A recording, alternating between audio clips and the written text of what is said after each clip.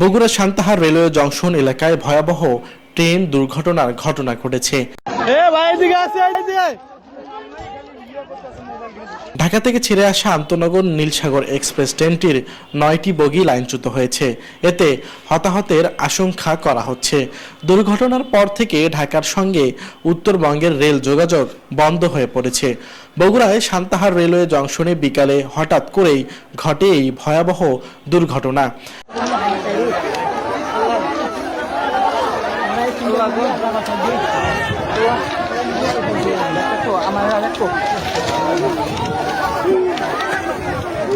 ঢাকা থেকে চিলারহাটগামী Nilsagar express train station ছেড়ে যাওয়ার কিছুক্ষণের মধ্যেই বিকট শব্দে লাইনচ্যুত হয় ট্রেনটির ৯টি বগি।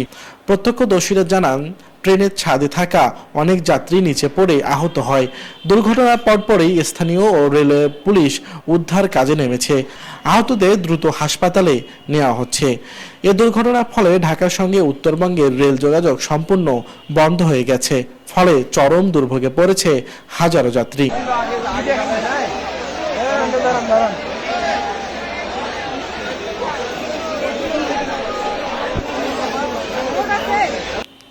নিউজ ডেস্ক, দেশ নিউজ বিডি 24।